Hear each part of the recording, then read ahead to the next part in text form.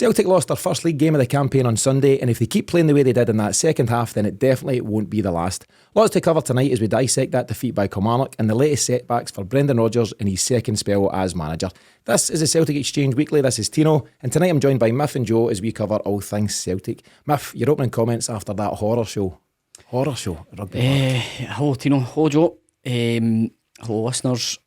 Not really too much to say other than it was pretty poor, way below the standard that you expect, and probably more worrying for me is the tone the manager struck at the end of the game, almost one of resignation rather than defiance.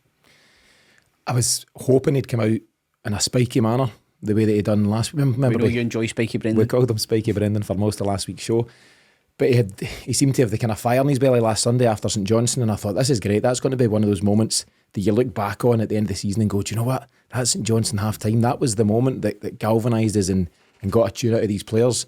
And then 7 days later, Joe, you turn in what honestly I think might be the worst half of football I've seen Celtic play in a long, long time. Yeah, I mean, as you say, I can count so many games in the previous managers where there's been that one defining game. I mean, I remember Lennon 3-each against Kilmarnock, funnily enough. That was a real game changer. I think Rodgers' third season, there was St Johnstone away, we won 4-0, Forest got a few goals. I remember there was a few games like that where there was a turning point, and again I thought that as well with St Johnstone a couple of weeks back. But yeah, it was just a bit disappointing. It looked very deflated, Rodgers, compared to a couple of weeks before. And you know, I know we'll go into a bit more detail, but maybe sending the message that maybe he's not really expecting much more for what he has at the moment in time, and that's maybe a message to upstairs to get the fingers in the pockets a bit. I think for me, if you listen to the tone of the podcast since the summer, you'll definitely pick up that we haven't been overly happy, and the recruitment was always going to come back and bite us. And it has, I think, or it has been over the past few weeks, because the level of performance hasn't been great. Even if you think of the team that finished the Hibs game, you know, it's so far removed from what you'd want a Celtic team to be. But there's reasons for that. You know, you need to rest players. Rodgers can only work with what he's got. Any Celtic team without Vickers, Hatate, Maeda and Abada is worse off, regardless of people's indifferent opinions on specifically Maeda and Abada. I know they can sometimes kind of split opinion. But the four of them together, if you think of a lot of the success that Ange had in the past couple of years feeding into this season, I don't think there's been many times when all four of them have played together this season. And the four of them were really, really pivotal players for the previous manager and the success that the team enjoyed. So, as much as, you know, won't take much for me to go after Rodgers because I don't like him, but whilst he's a Celtic manager, I'll back him. I think that you need to give him some allowances around the players that aren't available to him just now, and also the players that he has effectively been given as transfers, who I can't imagine for 1 minute he's actually truly wanted. What is the most baffling thing to me, and I've said it so many times and I will repeat it again, I just don't get why he's come back. I don't get it. None of it makes sense. I don't get why he's agreed to come back but then agreed to take those players when they're not his players. There's just that disconnect for me. When you're winning all the time, nobody bothers. When you're not winning, the spotlight turns. And I think there's been enough tepid performances this season that it's quite right for us to ask questions. Ask the questions while you're on top. Don't wait until it's too late. Yeah. Do you think, just a straightforward question then to follow up on that, Miff, do you think the Celtic hierarchy, you know, led, I suppose, by Michael Nicholson, is it Chris Mackay, the finance guy, Dermot Desmond, whoever makes the big call that Brendan Rodgers comes back, do you think he's been sold up? Do you think they've told him one thing and done another? It would appear to me, yes. Yeah. Is that your feeling on it, Joe, as well? I mean, I don't think whether it was Rodgers' first spell or any other manager that's come in, I think any sort of assurances that any manager can be given won't always come to fruition, because, I mean, like Jota, I wasn't really expecting Jota to get sold in the summer. I don't know if Michael Nicholson was really expecting Jota to be gone in the summer. I don't think Jota was expecting Jota exactly. to be gone in the summer. So there could be a case, obviously you need to sort of be prepared for that eventuality, but some things might not have just went according to plan. Now, in that case, given that we've got 25 million as a result of that sort of surprise departure, surely you've got plans in place to sort of replace it. Now, I know we've signed Palmer, but we've still got another, 22 million in reserve as a result of that transfer. So why, Rodgers come back for a reason. I think the reason he left in the past was because he wasn't backed enough. I do agree with you, Miff. I think there is definitely a sort of, I don't really think they've sort of worked up to their side of the bargain, the board, in some way, because Rodgers clearly has suggested so many times after the transfer window shut in August that he hasn't got enough, and injuries just obviously just make that worse. So the baffling thing is, he effectively left over what seemed to be a disconnect between him and the recruitment team and whoever was making the signings. He's now come back, and it seems that disconnect is still as strong as ever. There's now mixed messages coming out, aren't there? There's Rodgers saying that he has final say in the signings, and then he kind of started to backtrack a wee bit and saying, they weren't all his doing and all stuff. So a lot of things don't quite add up. I seen a tweet earlier today from a fella, Brian McJay, and he says Bryzo, he was basically, a lot of people are saying, it's pretty much the same team, give or take Jota and Starfelt. It's not, right? And Miff made the point there. So at the moment, he doesn't have access to Jota and Starfelt, who are out the building, Abada, Hatate and Maeda, who are obviously injured. And at the moment, the replacements for those guys are the likes of Yang, Scales, Forrest, Turnbull and Johnson. Listen, I like Mikey Johnston, I'll go on about it again, but that is a downgrade, no matter what way you want to look at it. If you've got any knowledge of football, and if you've watched these 10 or so guys that I've mentioned, 5 out, 5 in, then it's not a good look at all. Can I just ask a question? Mm-hmm. Are you feeling okay? How come? You didn't mention Quan. The Quan, don't worry, he'll be starting against Feyenoord, Miff. I've got that one all sewn up. We'll get to that later on. Tell you what we'll do, a wee bit of housekeeping before we kick on. So a quick reminder to everyone that as of today, Monday 11th December, you can now listen to every show we do here at the Celtic Exchange in one of two ways. Option one is to listen for free on the Celtic Exchange channel, wherever you get your podcasts, where the episode will feature ads at different points. Or option two, if you want to support us for a small monthly fee and to enjoy every show completely ad-free, then you can do so by joining the Celtic Exchange Plus right now over on our website at thecelticexchange.com. Either way, if you're enjoying what we do, then please take 2 minutes to leave us a 5-star review on Apple or Spotify. It really makes a big difference to what we do. If I want to look at the centre-half situation specifically, so after 2 years of real consistent performances from Carter Vickers and Carol Starfelt, we've now been chopping and changing all season for different reasons, injury, form, whatever, and it's now starting to cost us, particularly on Saturday. Talk us through what we're seeing from Nat Phillips at this moment in time and just how much does Celtic miss CCV when he's not available? Clearly we miss him hugely, and I think there's probably a few warning signs there around maybe playing as much football as Scales has. It's starting to tell on him a wee bit as well. I thought he was pretty ropey against Hibs. And he certainly does lack physicality, Liam Scales. I think that he's got away with, or he's been able to establish a place in the team through being able to read the game, which is an excellent attribute to have. But there are times in the Scottish game where you will be met with brute force, and that team that was on the park, specifically second half, couldn't stand up to that brute force. What you're seeing from Nat Phillips is just somebody that's not of the required standard. And I don't want to be overly critical of individual players here, because I think the team as a collective really need to take a responsibility for the second half, because it looked to me like we were just a bit rabbit in the headlights and didn't know how to stand up to a physical threat, when ultimately that's what you will get in Scotland. So does that naivety come from the coaching staff? Does that naivety come from the players? Is it a lack of leadership on the pitch? Listen, we're still top of the league. It's still in our hands, and we are still the best team in the country.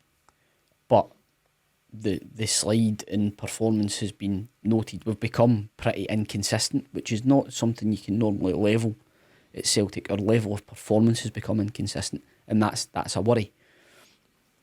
But it all goes back to the summer. It goes back to the summer, and it goes back to the fact that we didn't bring in someone to improve the starting 11. You have a keeper who's not been challenged, and I think that's shown in his general performance. You have a left back that's not been challenged. That's shown in his general performance. The chosen replacement centre half is the last minute loan signing that you made, when the guys that you've spent £6 million on are either not in the squad or sitting on the bench and not called in, who were actually playing at the start of the season and doing reasonably well. So what's happened since then that's made them be completely ostracised? Very odd, if you ask me.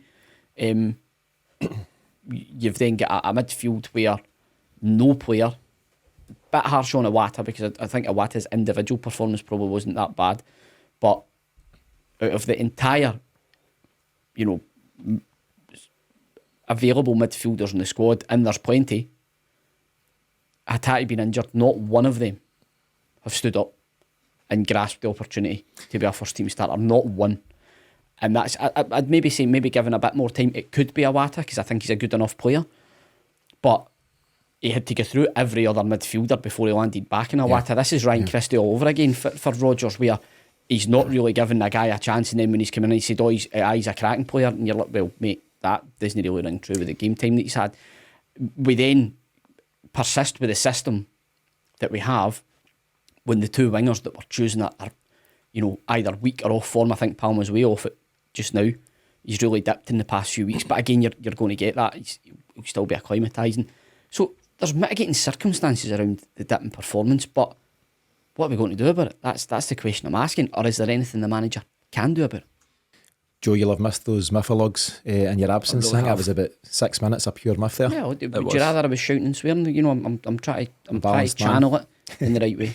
Do you know what I think? When you mentioned there this, just looking solely at Brendan Rodgers' midfield, it's clear that he doesn't know at this moment in time who his best midfield is, or more specifically, he knows it's McGregor and O'Reilly, but he cannot work out who this third man is going to be. And he's now spent enough time, Joe. It's not like he's just come in last month. He's been there since the summer. Spent plenty of time with the guys at Lennoxtown. He's seen a lot of them perform in different games. He should have a good feeling. Okay, Hatate's a unique talent, but we don't have him right now, so therefore such and such is the next best bet.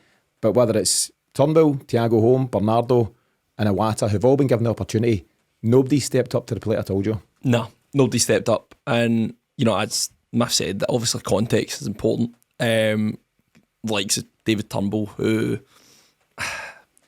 has flattered in a lot of games. His stats probably tell, if you looked at stats alone, he would be, on paper, one of our best players. The amount of goals he scores, and I reckon his passing stats are probably up there. That's why his stats don't tell you the full story.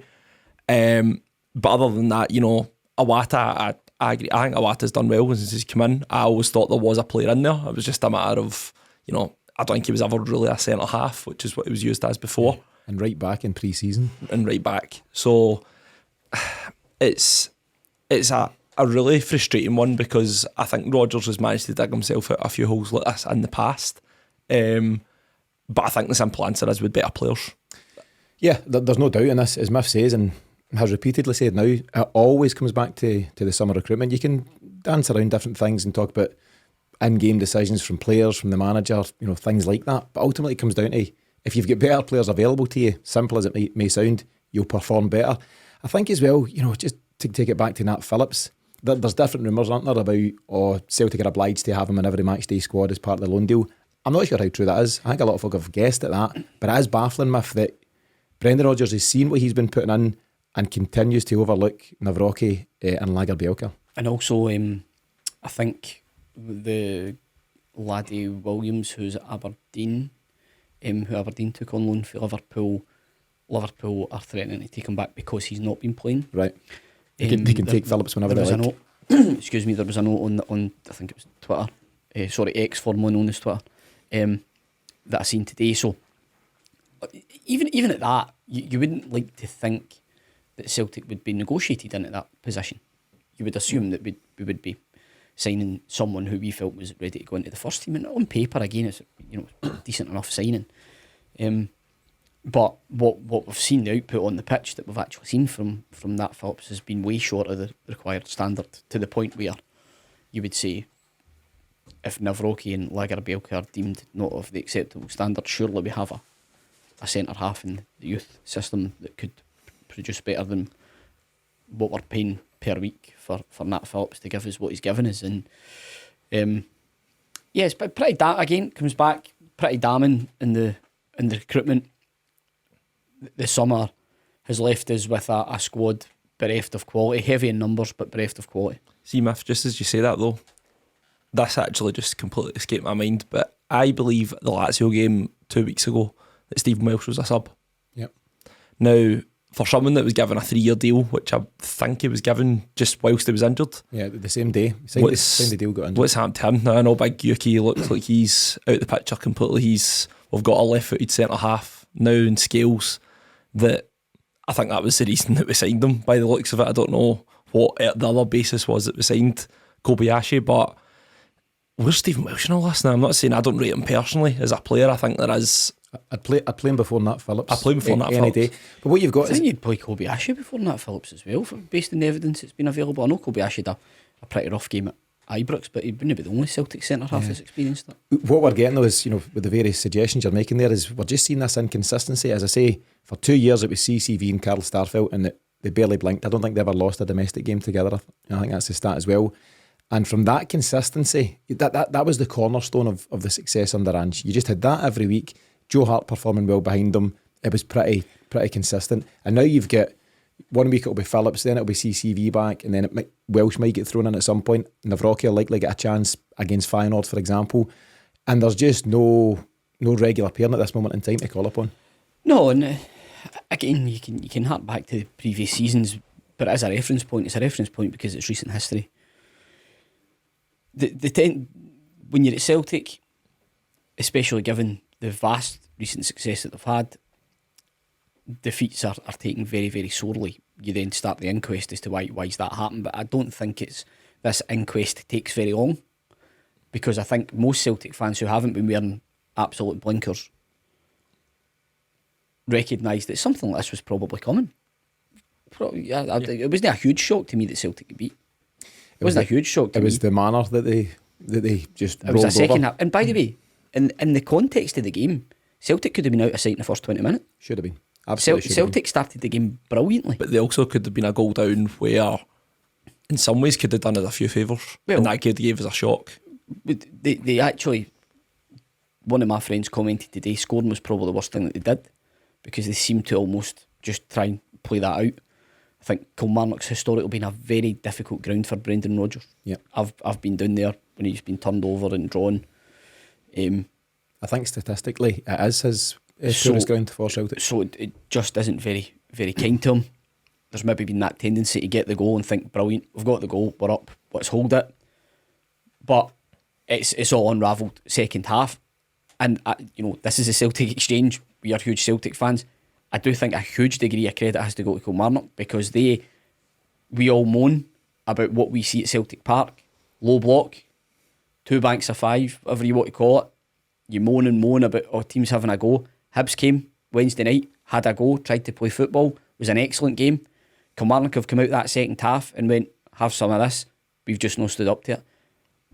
That, to me, you congratulate Kilmarnock as you should and say, right, well played. But for us, it's got to be a massive lesson learned. It's excellent to have skillful players in the Scottish League. You need powerful physical players as well. It's got to be a blend, and currently we don't have that. And Rodgers himself has said words to that effect. He needs more physicality in his team. But I suppose there's one thing having the physicality. So we've had up top for his physicality, Joe, but I don't mind physicality as long as you still stick the ball in the back of the net. And the chance he had and missed when Mikey Johnson squared it, he didn't know whether to use his left foot or his right foot, so he just used neither and let the ball run across him, and that was a huge chance. I think that was still at nothing each. Just to finish off in the centre half chat though, you might have read the stat on Twitter that Celtic have now lost 5 domestic matches, only 5, so not too much, since the start of last season. Cameron Carter-Vickers has been missing for every one of those games, and that tells a real story that we already know. We don't need stats to back it up, but Celtic are far poorer when he's not there.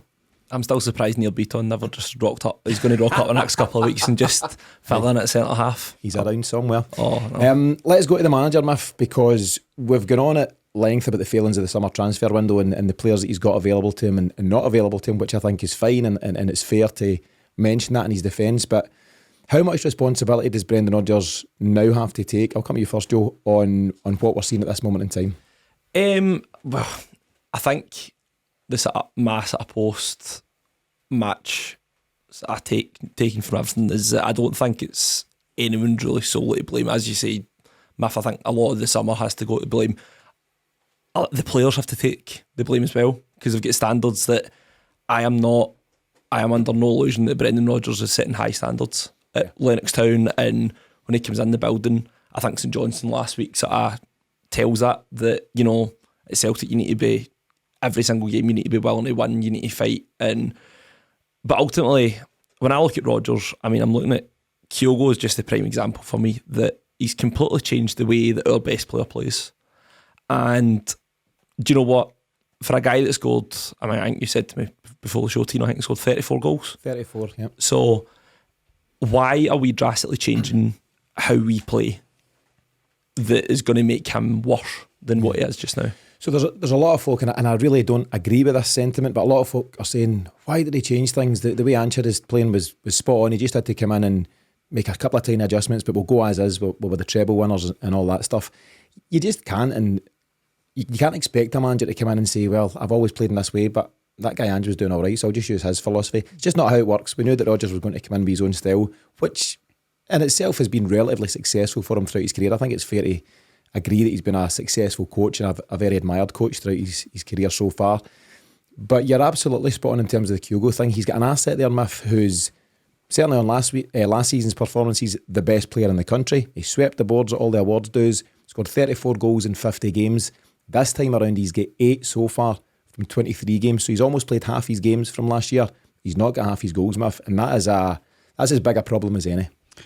Probably the biggest irony in it is that the team played in a manner in the first half yesterday which would have seen them benefit massively. They got wide and got balls across the box.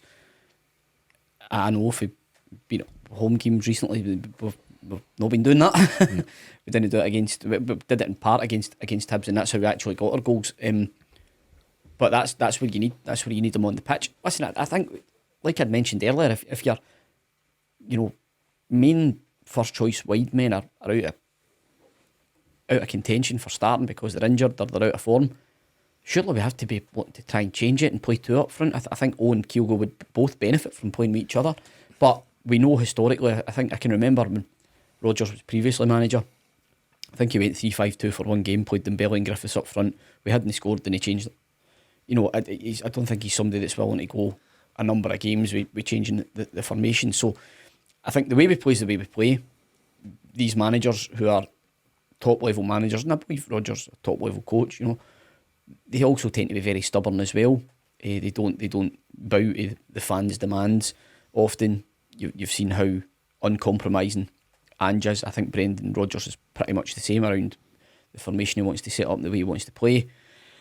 I think the problem that he's got is he's just working with players that are below the level he needs to implement. I also think though, Miff, that from what I seen at the start of the season now, it was a very, very small insight into what I thought Brendan Rodgers was going to do, but I thought the way he started to set his teams up looked very different to his last spell.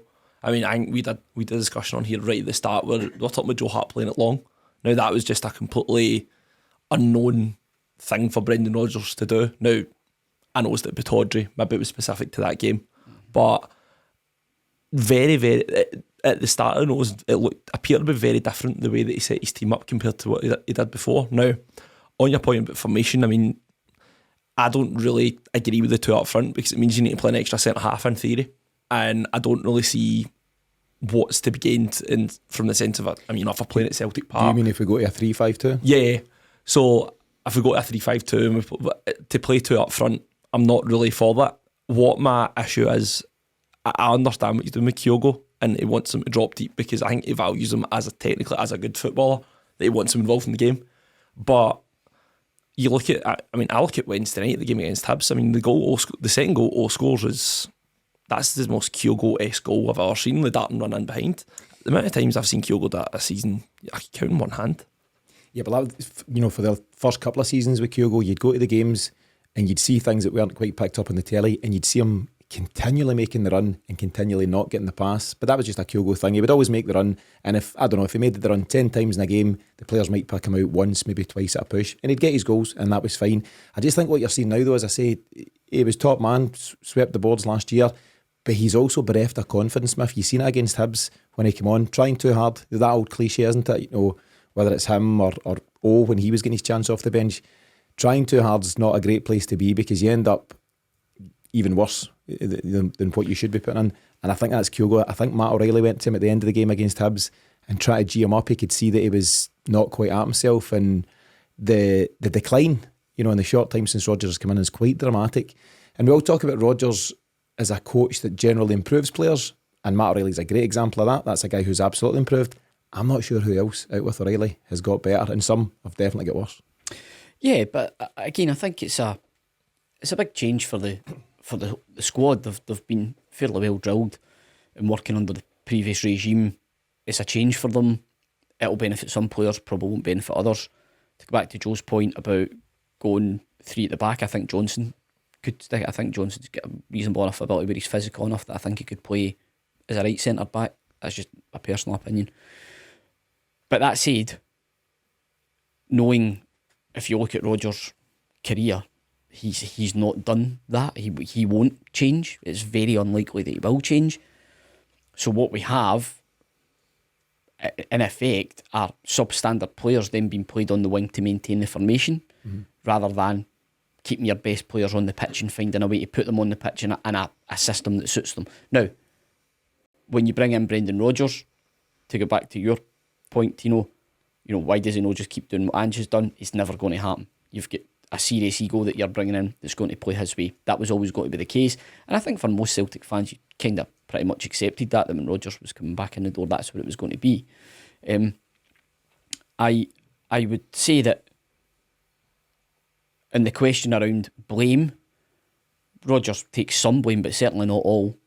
I agree with Joe. Players need to have a look at themselves as well, because the second half against Kilmarnock's actually about desire to win the game, desire to keep the ball at the net, desire to win your individual battles on the pitch, all the cliches that you'll tell your lads, Tino, and the team that you take. Aye, you're right. It'll be all that stuff. But it's the basics of football. Celtic didn't do the basics of football, and they paid the price against a highly motivated team who wanted to do all those basic things. Tactics only take you so far, as you say. Yeah, 100%. And you heard the chat from Ian Crocker. He was saying that at half time it sounds like Derek McInnes gave his team a rocket. All sorts of chat in the corridors that he just went for them, and they've responded accordingly. But it's never acceptable for a team to be more motivated than you, and that was clearly what was the case over that second half. Technically, Celtic's players absolutely are more talented players than Kilmarnock. With every respect, that's just the bottom line there. But we didn't have the desire, the work rate, the effort, and all the basics that you need out with your tactics and your formation. To take it back though, just to Rodgers' role in terms of the blame game for Sunday, it was clear from an early stage in the second half that Kilmarnock could come out in the ascendancy, and I think the stat came up on 53 minutes, 4 corners already in the second half for Kilmarnock, X attempts on goal, all this stuff. Anybody could see that the game had very quickly swung in their favour. So why did Brendan Rodgers wait so long to make his changes? His first sub was in the 70th minute, I think, where he usually makes changes on the hour mark. Why did he wait 25 minutes into that half before he tried to do something? You need to try and break the momentum. If they're in a good flow and in a good place, even just making a change of any sorts disrupts that, and we didn't even do that. Have we got Brendan on the line? We could try and get a call into him, but in the meantime... I'll try and answer that. Yeah. I've not got a clue. No idea. It's a puzzler for me, Joe. He's tactically very astute. We know that. I suppose he's also stubborn. We know that too. But it's just so hard to work out why he didn't see what everyone else was seeing. Yeah, it's frustrating because I think to use the old excuse that my bench isn't good enough. I mean, you had the top scorer in the league last year on your bench. So in times gone by, I would usually use that as some way of a cop-out for him. But when you've got Kyogo sitting on the bench, I don't really think that's ever an option. But I do agree. What also frustrates me is we only made 3 subs yesterday as well. Yeah. When we did have a 5. Now, I actually thought we could have stuck someone on with Kyogo. Brendan Rodgers has done this a few times and it just really, really annoys me. Just use your 5 subs and be a bit smart about it. I think we done it against Lazio and it's came back to bite us at home. I think we maybe only used our 3 when really it was a time where we could have sort of changed things, and it just really annoyed me. Probably isn't something that would have drastically changed us, but I do agree that breaking the rhythm of the game and this sort of disrupting would have probably done us a few favours. You've got this situation where, as you say, you only use 3 subs. Now, any one of Celtic's outfield players couldn't have had any complaints had they been taken off yesterday, because I think to a man, nobody performed well. Joe and I done the post-match myth, and you're going through everybody. Palmer, let himself down. O'Reilly got the goal and not much else. McGregor looked off it again. Scales far less assured than he has been. Phillips, geez, don't need to get into that. Greg Taylor, woeful, man. Really, really bad from Greg Taylor. Alistair Johnson, not the same player that we've seen before. Yang came on and gave us nothing again. Honestly, nobody could have complained. Yang could have come back off, actually. He could have just went, I've got that one wrong. You can come back and sit next to Harry Kewell for the time being. But as I say, I just can't get my head around. I can't fathom why you didn't do something. And so, Miff, you've made clear your feelings that you respect and admire Brendan Rodgers as a coach, maybe less so as a character, and that's fine. And I think a fair few folk have got that same opinion. I think he's a really talented coach. I really do.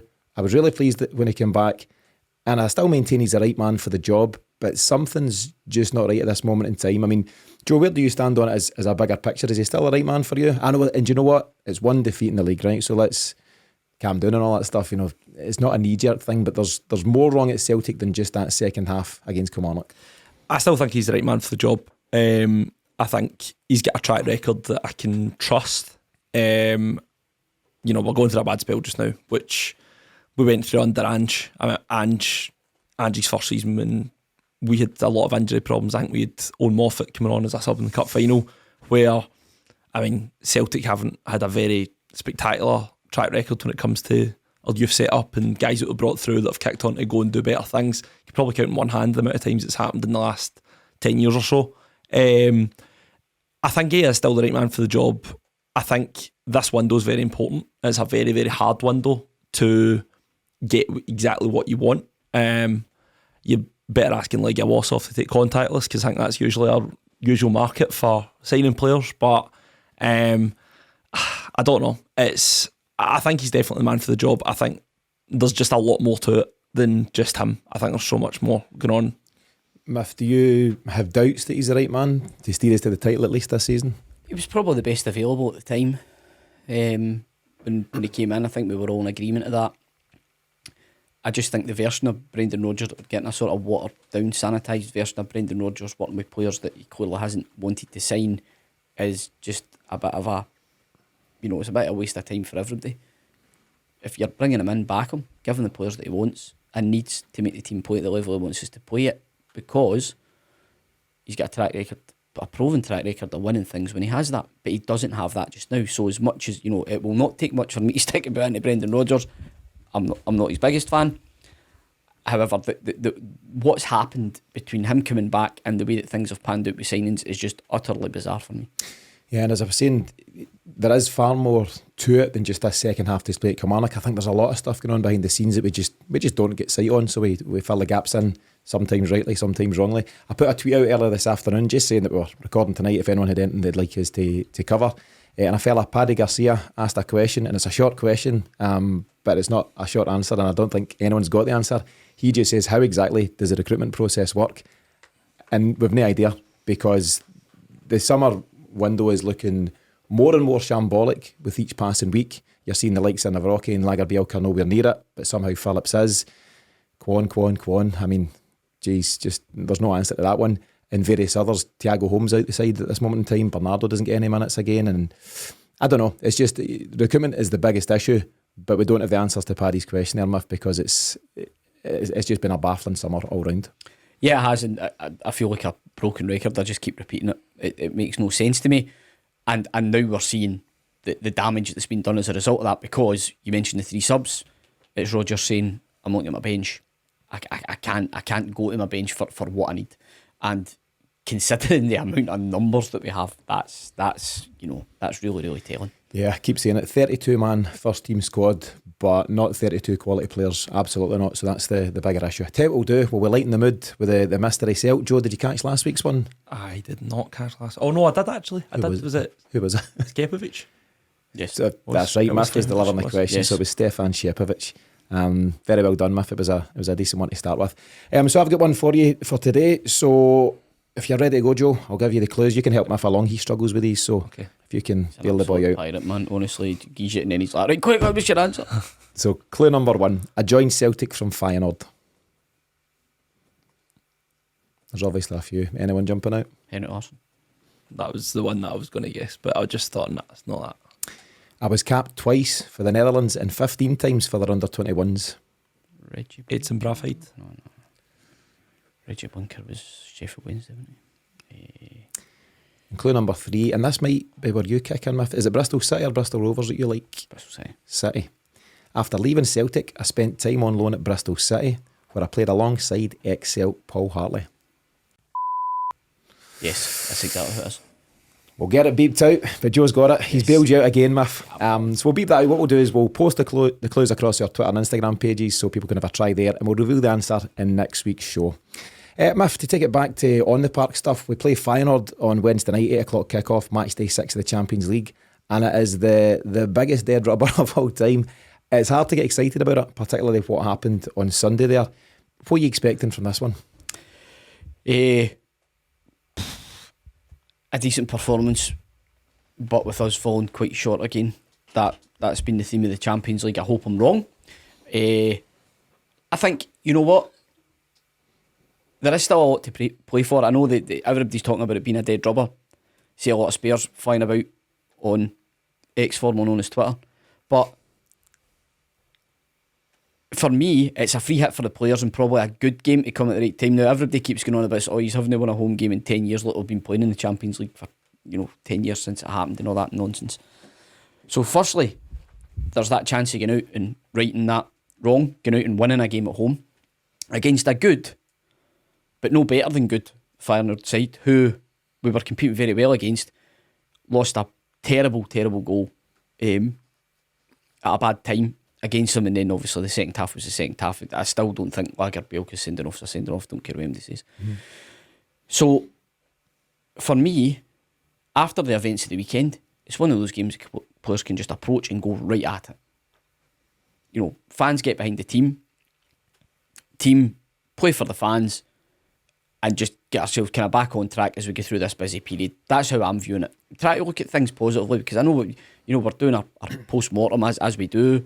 We chat it through. Everybody's deflated after a defeat, yes, but you've got to bounce back. You've got to go at it, and that's what we want to see off the team. We want to see them coming out fired up, and I'm really, really hopeful that will happen. What we don't want to see is like a sort of tepid, first half against St Johnstone, second half against Kilmarnock, tepid performance, because the team has got in it the ability to play well in these games, as they've shown against Atletico Madrid not that long ago.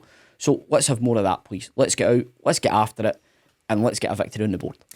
Positive stuff. I mean, Joe, aside from the players' motivations, and listen, as professionals, regardless if it's a dead rubber, they should be motivated, if for nothing else, for personal pride and to play their way back into the team. Some of the guys that have let themselves down recently.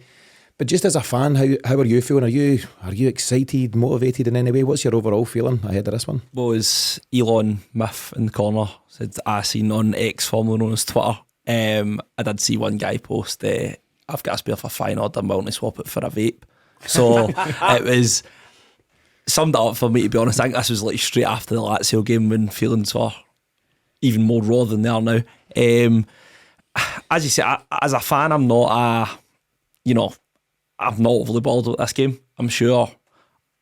And within Celtic, they're obviously trying to win the game, and they'll be absolutely determined to win the game, because, as you say, as a player, you want to win at all costs. Never mind the bonus you probably get if you win a European game. I think that alone would probably be enough to get people up for it. But I mean, I think it's something like €2.5. Is it €2 million? You'd get €2.5 million. You get if you win. But €2 million every 3 points you pick up is something like 900 grand for a point. Pistol if you get the win. Pistol Pete will be doing the team talk. So he'll get them motivated. All right. It's one of those. There's probably a lot at stake for still, even though it's on paper a dead rubber. I mean, do Feyenoord have anything to play for? I think they're now settled in third, so I don't think they can qualify. But they settled in third. So it's also a bit of a non-event for them. Aye. So we don't know what they'll bring to town. Team-wise, Joe, I think it's going to be something along the lines of Scott being in goals, Lagerbielke at the back with Bernabei just on his left-hand side, and Kwon patrolling the midfield. He got his mention. I don't think it'll be anything like that, but it might. They're not in the squad. We might see. True. But we might see some changes. Is there anything of note that you think Brendan Rodgers might do? I mean, it's a relentless, spell of games, between now and the turn of the year. If nothing else, it might be wise to rest a couple of key players. Whether they want to be rested or not, I don't know. Is there any point in playing Callum McGregor? Should we give him his break now? in a game that doesn't mean anything, for example? I mean, it's a tricky one because I think there's needs to be some sort of a balance that you want to win the game. You don't want to be embarrassed. Now, bear in mind, we get beaten fairly comfortably in Rotterdam, sending offs aside, they were the better team. I know whenever had Kyogo, there was a few guys missing for whatever reason, but I think we need to be wary that, we don't want a real doing here, because I think that'll do a lot more harm than good. Yeah. Dead rubber or not, but I'd like to see a few guys that aren't really been involved. Like I say Old and Thiago Home. I think when he signed, I was raving about how good he was in Football Manager. That's sort of as far as it's went so far. That's not real life, eh? I know, but come on, they've got a good track record. But I do think that guys like that maybe do need more minutes. And what just concerns me though is that, he doesn't even, for the likes of him, doesn't even make the bench against Kilmarnock on Sunday. Now, we could go back on this, but guys like that, signings that we've made aren't even making the squad, over guys like James Forrest, guys that are sort of seen as guys that have been there, seen it, done it. And yeah, it's a puzzling one. I would like a bit of rotation, but I don't want it to be a complete overhaul, because I think we've got a lot of pride at stake. Yeah. Joe, you were at the away game, weren't you, in Feyenoord? I was. So what was the vibe? Obviously we lost on the night after playing pretty well, certainly in the opening spell of the game. Sendings off absolutely changed things. Thiago Home should have been sent off. Lagerbielke shouldn't have. I think 1 out of 2 was the call there. But what was the vibe like after that game as you leave the stadium then? Because there was quite a lot of positivity in general. It was a good display, but ultimately yet another so near yet so far for Celtic in Europe. Yeah, I think there was always a case of what if Lagerbielke doesn't get sent off? What if we don't give that free kick away? Because at the time the free kick was a really daft one to give away. Yeah. I never seen it at the time. I seen it in retrospect. It's hard to gauge what the atmosphere was like at the time. But the Kyogo on the wall. When I was watching it, I was just like, that was so needless. That was what I felt. I was like, oh no. Well, that was what we thought at the time as well. But you seen the Kyogo on the wall stuff after. But at that point there was still optimism, because you had loads of injuries, and I think Lewis Palmer only played his second or third game, and there was a lot of things that were sort of, they were sort of giving a lot of guys the benefit of the doubt for how early on it was. But optimism all in all, because we still had 5 games left. Yeah, I think I done the post-match. I can't remember who it was with. Apologies to my esteemed colleague who I've forgotten. Maybe it was you, Joe. But anyway, doing the post-match, I declared that at the time, the way I was feeling, despite the defeat, was we'll beat them at Celtic Park. I was really strong on it. I thought we've gone toe-to-toe with them and we'll beat them at Celtic Park. Now, I suppose in my head at that time, I was thinking that we'll have still had something to play for. And the landscape's changed. And so, the way Celtic's season is going, it's very inconsistent. It's up and down. Celtic could go and turn them over, or equally, we could take a doing, as Joe suggested. Miff, do you think we should take the opportunity to rest, or as Joe says, I suppose there's that balance to be found, because a demoralising defeat could have further impact on this squad, which is clearly lacking a bit of confidence. I don't think there'll be much rotation. I think we'll go with the strongest available 11. I can't see him messing about with that. Will he put Kyogo back in? Yes. Yeah, and I think he should. And what we'll do the countdown to kick-off. That's our pre-match show. That'll be on Tuesday, tomorrow, ahead of this one. And as always, we'll have the final whistle show available shortly after the game. If I mentioned that relentless run of fixtures between now and the turn of the year, and it includes 4 league games that we've still got remaining. So it's Hearts at home on Saturday coming, then it's Livy at home, Dundee away on Boxing Day, and obviously Rangers at home on the 30th. We asked the question last week, we now know the answer. Have Celtic created a title race all of their own making? But we no longer have that cushion we had at the top, and with games in hand and whatnot, the gap could be down to as little as 2 points. It's precarious all of a sudden. Absolutely, and we've only got ourselves to blame. But also, you need to credit Rangers on the fact that they've been consistent, and they've been beating teams that we've not. So that's what happens. We know how this works, and it's in our hands to do something about it. But the fact is that the end of this run of fixtures brings you the best possible opportunity to do that. Yeah, I seen a tweet yesterday from Celtic First saying that win at Ibrox is papering over a lot of the cracks, and I get where he's coming from. Listen, ultimately Celtic had to go and win that game, and they done, so they deserve credit for doing so. But you do wonder, had we not managed to get that result on the day, obviously Lagerbielke got fortunate with the correct VAR call, but got lucky and all that stuff. We could be in a far worse position than what we are. And as Smith says, we'll always do these post-mortems, but we are top of the league, Joe, so there is that. But for how long is the question?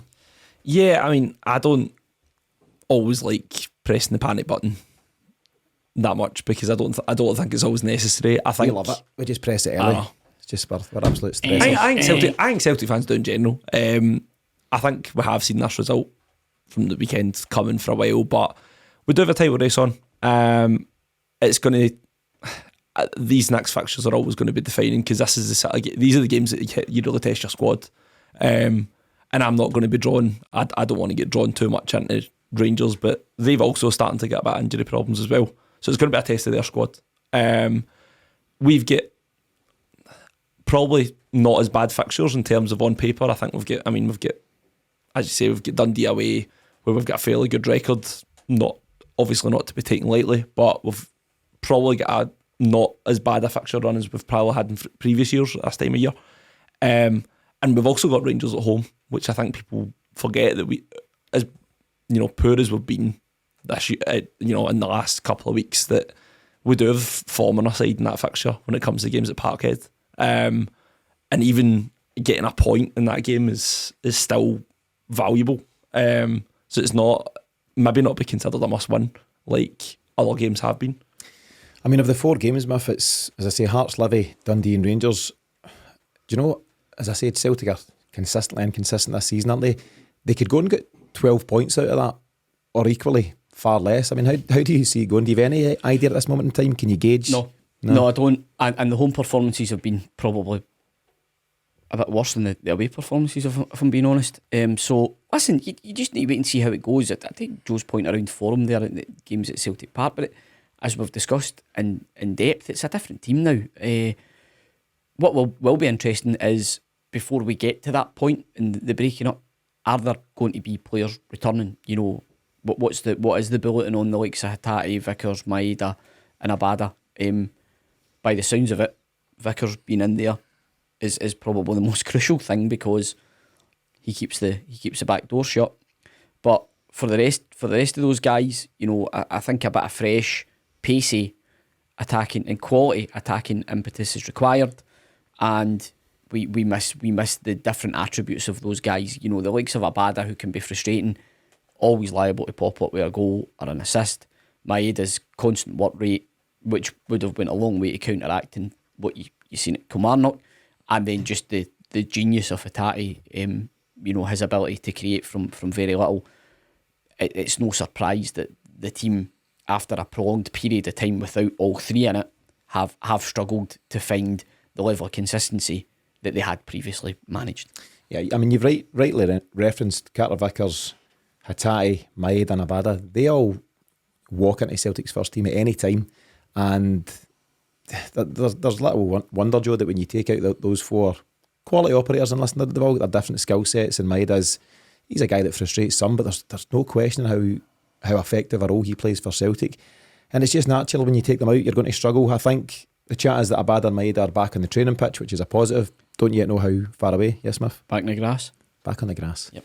So we don't know how far away they are from playing. By all accounts, Carter Vickers should be fine for Wednesday, so he'll likely line up there, just behind Kwon.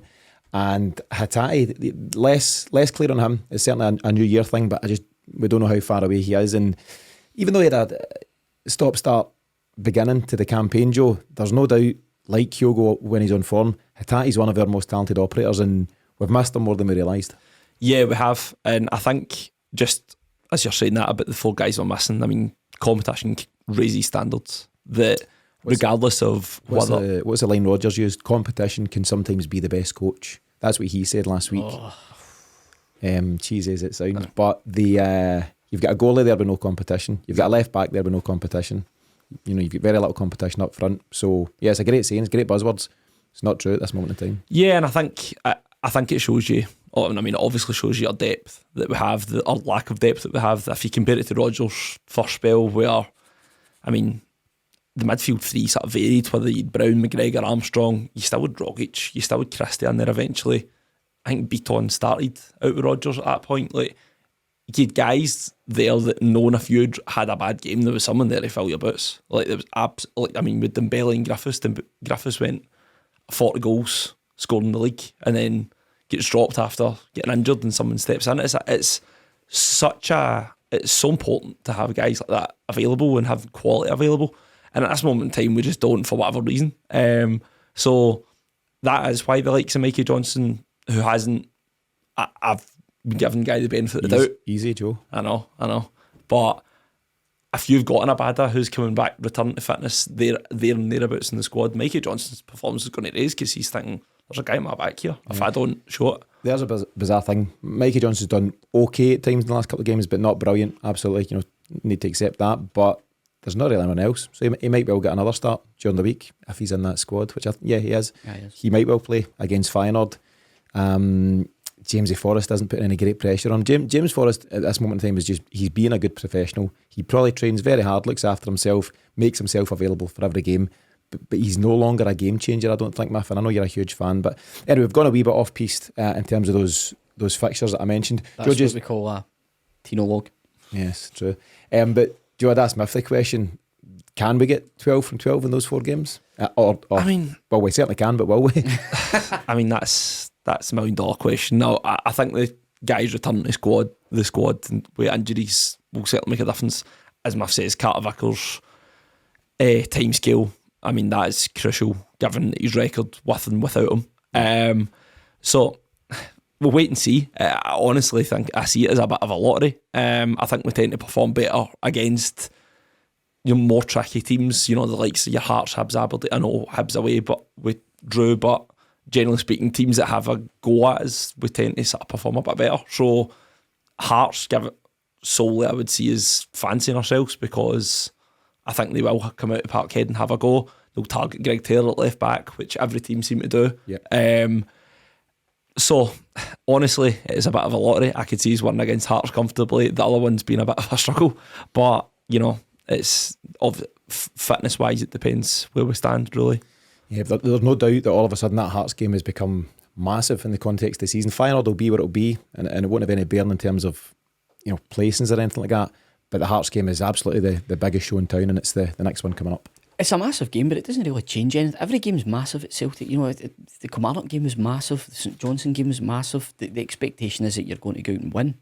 I think what would be more reassuring for us as fans would be if there was pretty much a settled team, or there was a style of play that had been enhanced from the start of the season. Not really seen any of that. You take the Kilmarnock game, you could still have been 2-3-0 up in the first 20 minutes.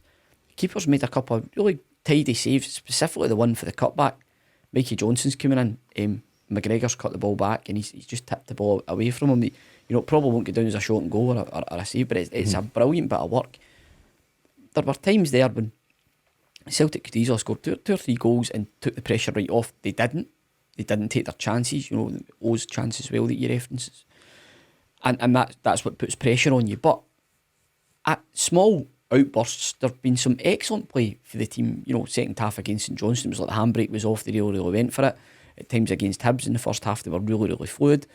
So it has been happening, interspersed with all this in different form. It's been quite wild. It's went from one extreme to another, all in a short space of time. So it's really just about finding that formula to go on one of these runs, which we know Rodgers is capable of doing, and we know Celtic are capable of doing. Many members of this squad are capable of doing. So it's really just about finding that key and that balance. I think what Rodgers has probably done is he spent a wee bit too much time trying to blend in players who just ultimately aren't good enough.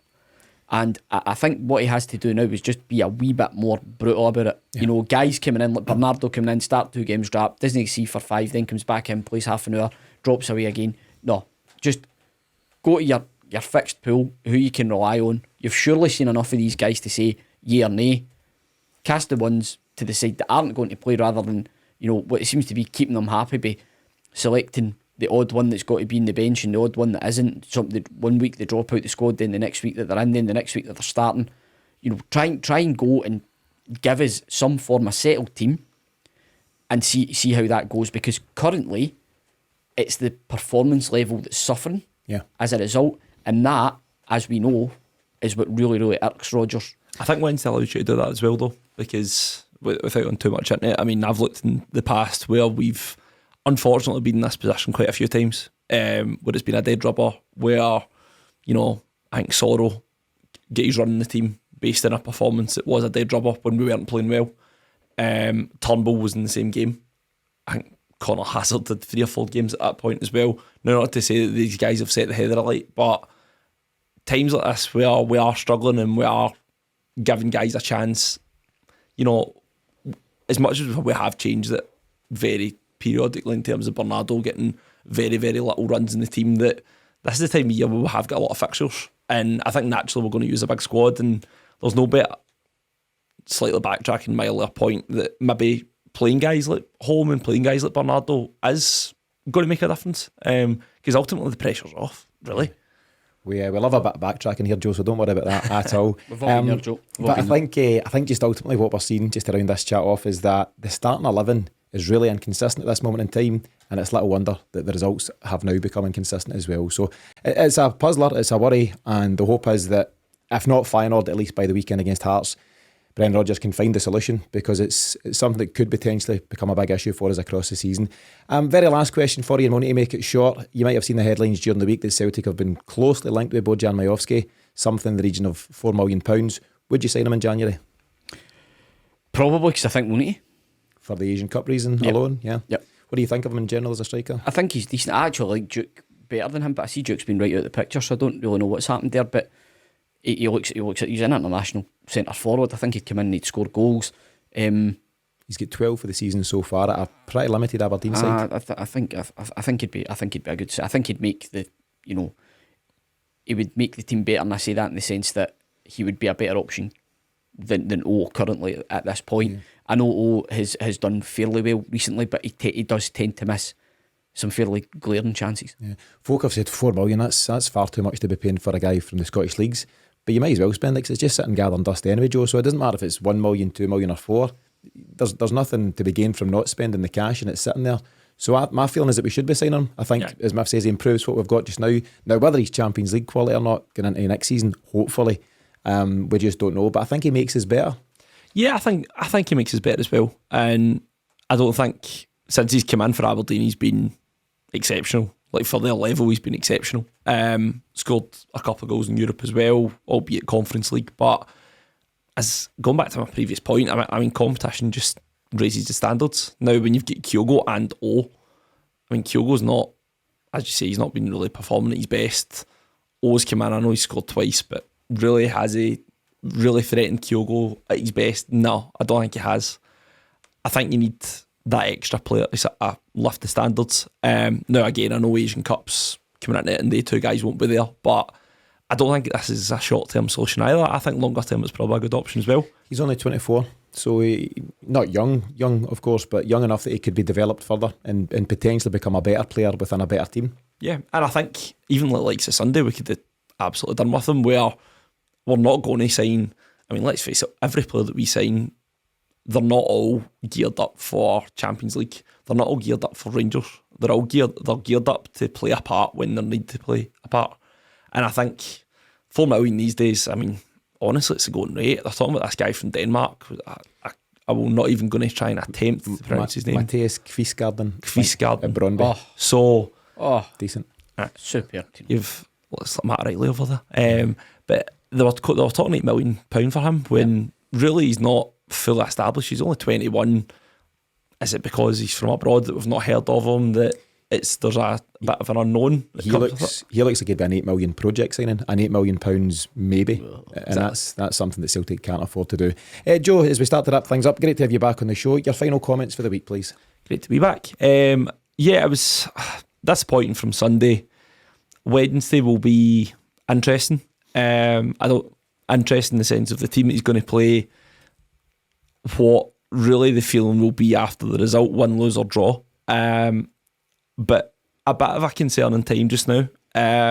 Hopefully guys will be coming back and we'll have a lot more options and we can sort of kick on a bit further. A really important run of games coming up, and just hopefully we've got enough to see us through it for now. Yeah, I hope so. My last word of the day goes to yourself.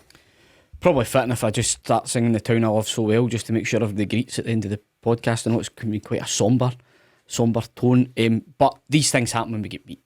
we're Celtic fans, we're used to winning, we hate getting beat. We also feel that we're making a bit of an ass of this lead that we had. Sorry, Dave, if that's some extra work for you. But for me, it's still under control. We still have quality within the squad. We've got brilliant quality still to come back. It's really just about saying, right, we know where we've went wrong, genuinely, legitimately learning the lessons from that and making sure that we play the best players in their best position. Get those guys that have come in the summer, if it is Navrocki, Lagerbielke, whatever, are they better centre-halves than Nat Phillips? I would suggest so, on the evidence that I've seen. Let's get them in the team, let's get them a run of games, and let's address this inconsistency that we're seeing. Yeah, I mean, there's definitely lessons to be learned. It's just how quickly Celtic can learn them and apply the lessons. So that wraps things up on this latest episode of the Celtic Exchange Weekly. Thanks to Miff and Joe for joining me, and of course our thanks to you for tuning in. We'll be back on Tuesday with the countdown to kick-off ahead of that Feyenoord game. But in the meantime, as always, thanks for supporting the Celtic Exchange, and we'll see you again soon.